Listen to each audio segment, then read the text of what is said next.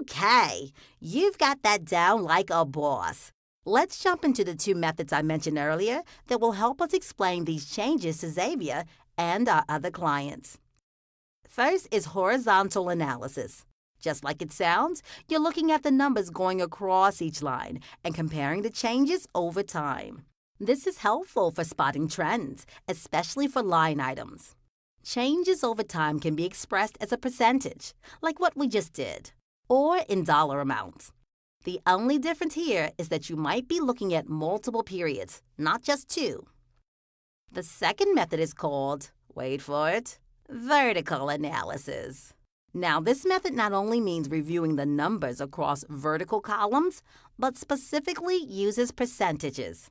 This makes it easier to compare periods within the company, but also across other companies of different sizes. Each line item on the financial statement is presented as a percentage of the base amount.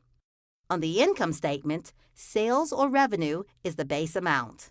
On a balance sheet, total assets is the base amount.